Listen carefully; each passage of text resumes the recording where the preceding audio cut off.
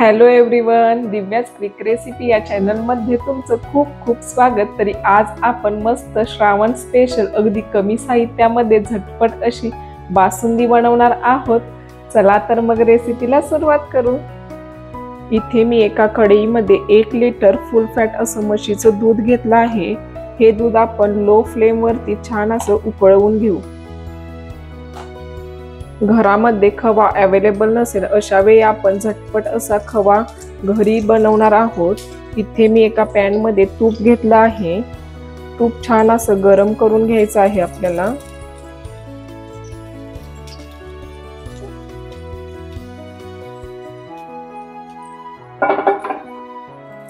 तूप गरम झालं की यामध्ये आपण ऍड करू 1 वाटी नॉर्मल दूध आणि छान अशी दुधाला उकळी काढून घेऊ।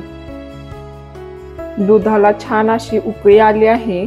आता आपण यामध्ये ऍड करणार आहोत 6 चमचे मिल्क पावडर। इथे मी 1 लिटर साठी पोह्याचे 6 चमचे मिल्क पावडर घेतले आहे।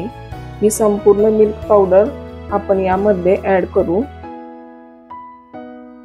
आणि छान असं मिक्स करून घेऊ।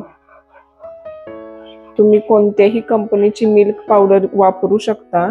इथे मी नेस्लेची वापरलेली आहे।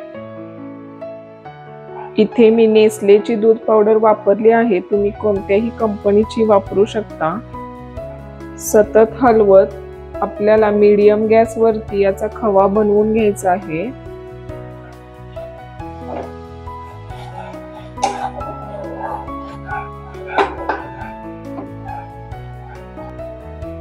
4 ते 5 मिनिटांनी तुम्ही बघू शकता छान असं याला तेल सुटलं आहे आणि आता आपला हा खवा बनवून रेडी आहे।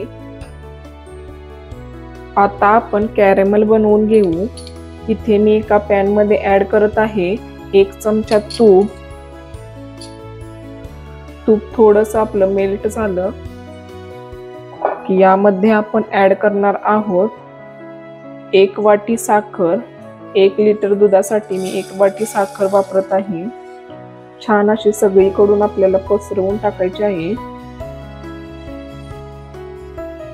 आणि लो फ्लेम वरतीच अशीच आपण साखर मेल्ट करून घेणार आहोत। याला जरा सुद्धा आपण हलवणार नाही आहोत।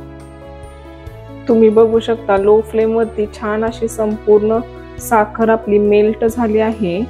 तर आता आपण याला थोडंसं मिक्स करून घेऊ।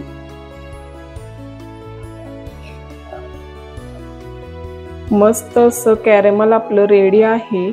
यामध्ये तुम्हाला थोडेसे साखरेचे क्रिस्टल्स दिसत असतील, पण हे यामध्ये आपण आता दूध ऍड करणार आहोत त्यामध्ये ते संपूर्ण विरघळून जातात। यामध्ये आपण गरम दूध ऍड करायचं आहे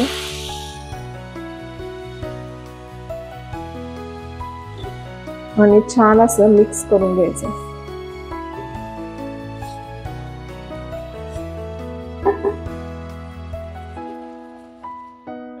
संपूर्ण कॅरेमल मी दुधामध्ये छान असं मिक्स करून घेतलं आहे।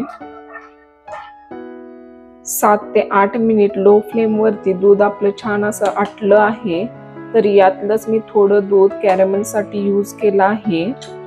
आता आपण यामध्ये ऍड करू संपूर्ण खवा।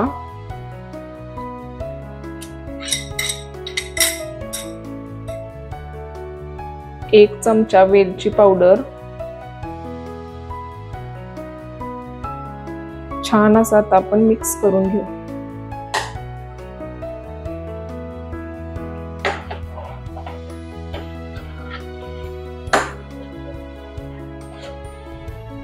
छान असा खवा मी मिक्स करून घेतला आहे।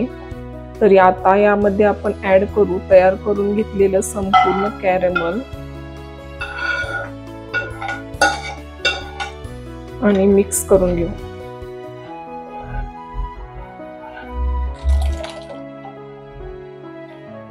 मस्त अशी दाटसर आपली बासुंदी रेडी झाली आहे। तरी ही बासुंदी थंड झाल्यानंतर अजून दाटसर होते। आता आपण गॅस बंद करू।